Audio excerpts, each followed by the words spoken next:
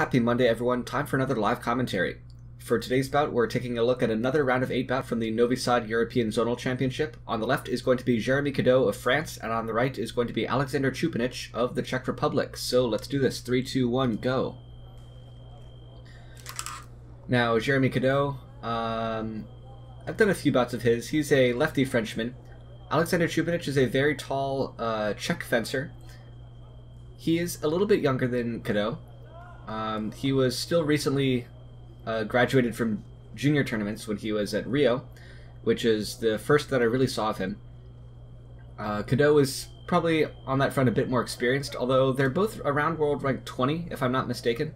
I think Cadot is like 18 and Choupenitch is 21 or 22, if memory serves.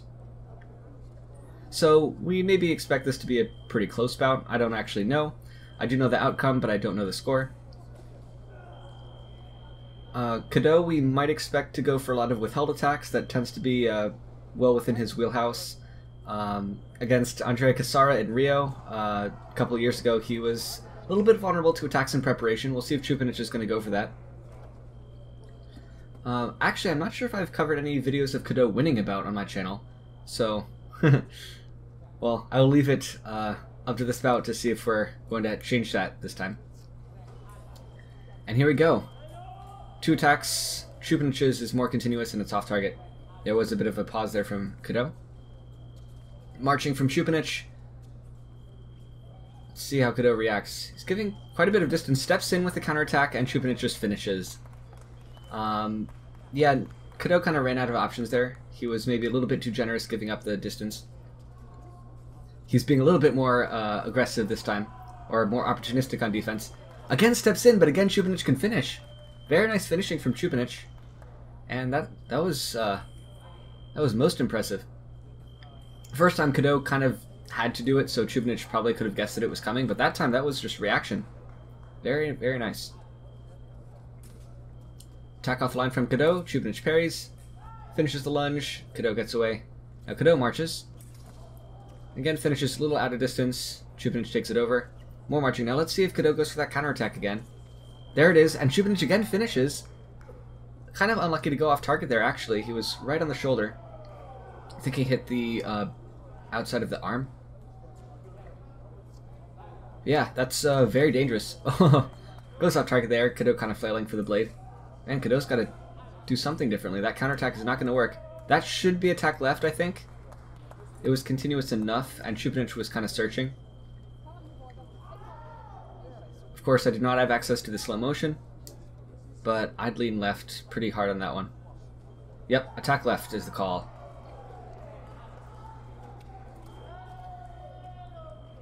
So, this is, yeah, this is a problem that Cadot ran into at Rio as well. If you attack that withheld off the line, pretty much any straight action from your opponent's going to have right of way over it. And like there, Cadot did a huge line change into Preem as well, so. Wow. Choupenitch with the lunge, and Jeremy is not ready to get away from it. This is looking pretty dangerous for him already.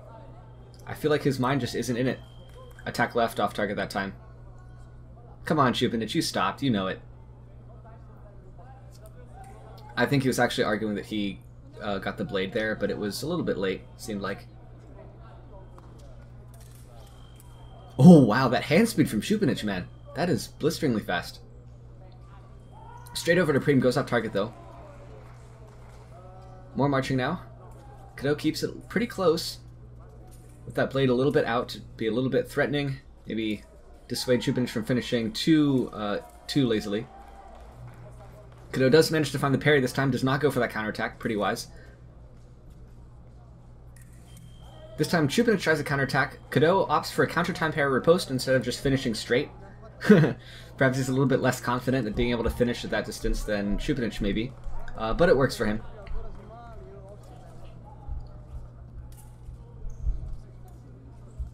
More marching from Choupenitch. Cadot finds a random off-target. Very, I guess an épée touch.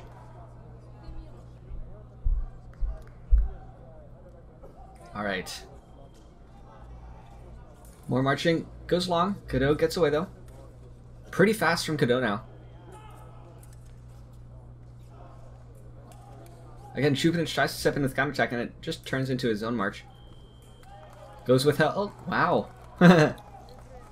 Choupenitch, honestly, that attack looked like something Cadot would do, and as we can see, just as effective in Choupinitch's hands. Or in his very withheld arm there, I guess you could say. So, what is Cadot going to do on defense? Because that withheld timing is going to be very hard to parry or post, and as we saw, Cadot's just stepping in counterattack is going to be pretty weak if Choupinitch just finishes that arch. Although not that time. Cadot closes out in 6. That's a little different to what he did before. Choupenitch just finished his word to the outside when he got those 2 nice ones early on. So he's going to have to be, and again, very fast pre-riposte from Cadot. Right off the line, too. And just like that, the score's equalized. So I think Choupenitch is going to have to think more carefully about what line he finishes in. If that closeout from Cadot was not a fluke, which I assume it wasn't. He's a pretty smart guy.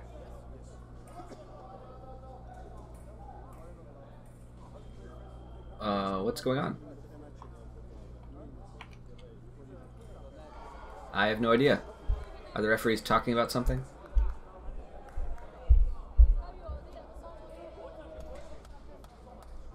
Cadot manages to lengthen the little pause by taking his mask off and wiping off his face. Alright, here we go again.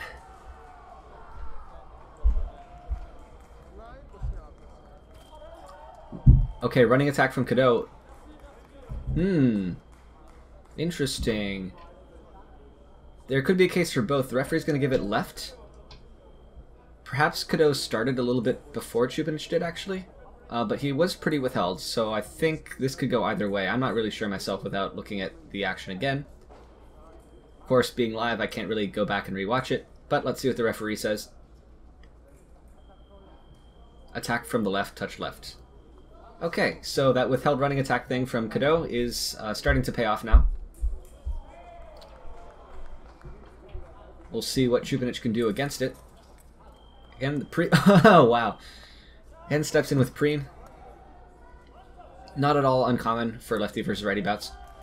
Okay, so this is another thing that Cadot did a lot at Rio. Stepping forward, turns that withheld running attack into a search, and basically uses counter time at super, super fast speeds. This time, though, doesn't find the target, and Choupenitch just hits him. A little more back and forth. Cadot puts out the line. Probably not going for first intention, but we shall see. Goes for the counterattack, steps in with this... Oh, okay. So Cadot actually stepped in with the right idea, still closing out the outside line, and didn't even matter. Choupenitch just hit him as he stepped past. Now, he did step past on the inside, which is very interesting. If you're closing out on the outside, it's kind of at cross purposes there, because your opponent still might have an angle. That was Choupinitch's off target. So maybe if he'd stepped on the outside, he might have been safer there, but yeah. Choupenitch is really good at finding the target at that distance, though. That's the main thing. More marching, and again, finishes right to the shoulder. Cadot's parry is a little bit late. He didn't know exactly when Choupenitch was coming, maybe, and he was also completely out of space. He had more to think about than the parry. He had to keep his foot in the right place as well, so as not to lose. More marching from Cadot. Finishes off target. Barely manages to. Pretty classic counterattack from Choupenitch. Just hit and then close out. No real distance shenaniganry to speak of from him. Okay, more marching from Choupenitch. Cadot still being... Again! So this time Cadot does false counterattack into a real counterattack, and Choupenitch appropriately just didn't react to the false counterattack and did react to the real counterattack, so... like, I actually don't really know what Cadot could do differently against that, regarding his counterattack. He's tried closing out. He got it once, and then promptly stopped working. Maybe his false actions were not as convincing, but, like, there comes a point where your false action is too convincing, but, or it's convincing enough. That's parry post right. I don't know why I was asking for a video review there. But yeah, if your false action is convincing enough, there's also the risk of you just getting hit because you're so close with it. Like, I can scare you by counterattacking, making a false counterattack, but if I scare you too much, I'll be right in front of you, you could just extend into it anyway. Very fine line there to tread between being convincing and being able to save yourself if Yeah, I don't know why Cadot asked for that. That was pretty clear for me. Anyway, Choupenitch now has what we could safely call a pretty significant lead. Long attack off target, off the line. Again, pretty dangerous if Cadot goes for a withheld attack into that. That's attack left. Choupenitch was already stepping back when the light turned on.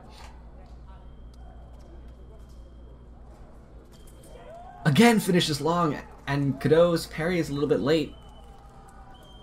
To be fair, he didn't really try to run away, so the distance was not great for parrying, but then that begs the question, why is he staying so close? He knows that Choupenitch's lunge is that long. I feel like he's just kind of falling apart mentally.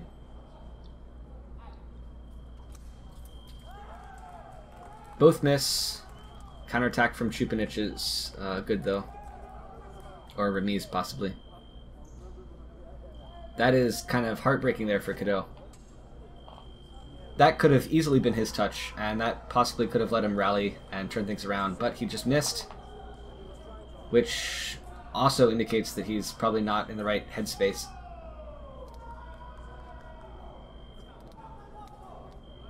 So for Choupenitch right now, it's basically just a matter of technique. Can he still make that finish work against Cadot's counterattacks, which are getting more and more frantic as the bout progresses?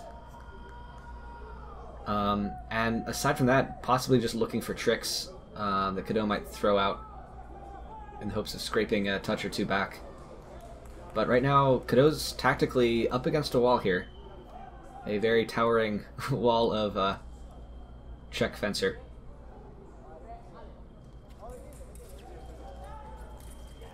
Oh, again, that long lunge, though. This time Cadot was trying to get away, but perhaps a little half-hearted with his retreat, or perhaps just a little bit late. And this is, how are we going to get out of this one if you're Cadot? I feel like he's got to be aggressive. Maybe not too aggressive, because the withheld attack off the line is vulnerable to Choupenitch just lunging. But he hasn't really pushed Choupenitch back to his end of the strip yet, and the reverse has been true. So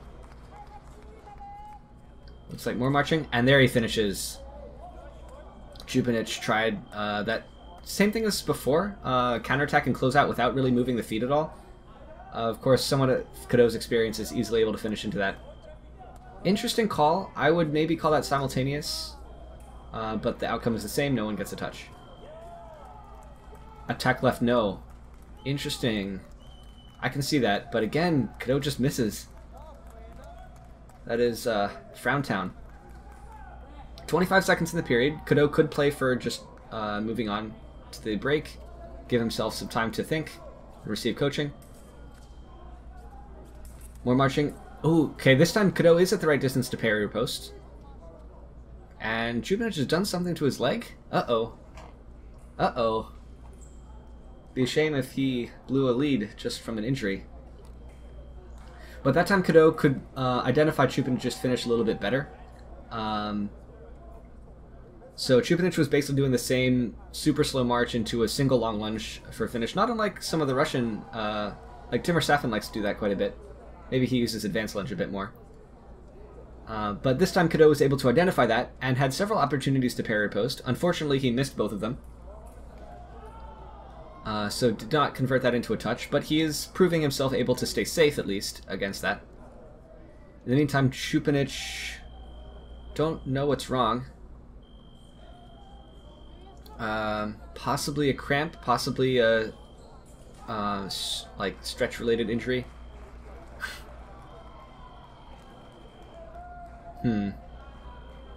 Well, I hope this will not turn into another super long and awkward break like happened in one of my earlier live commentaries that I had to kind of cut out in the middle. If he does take the full 10 minutes, actually, let me just see how much time is left. Okay, not that much time is left in the bout, so don't want to spoil things too soon, but the break will not be incredibly long, which is always a good sign. Okay, Choupenitch is on his feet again.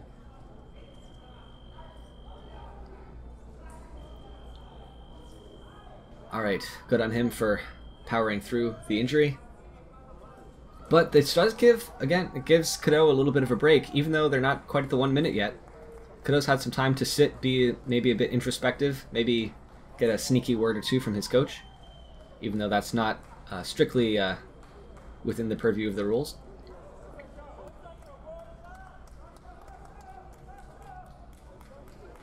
Fencing resuming with 16 seconds on the clock. Cadot, at this point, just needs to stay alive. That's his main goal. Touch or two would be nice, though, of course. Gets parried post, but again, short off the... Ooh, why is he staying in the distance there? You don't want to lose immediately. Ah, this is sad. He found the first parried post, the distance was a little too wide, but then he stayed at that distance, and Choupenitch was able to hit him again. Wow. Running attack off the line there, and Choupenitch goes straight into it.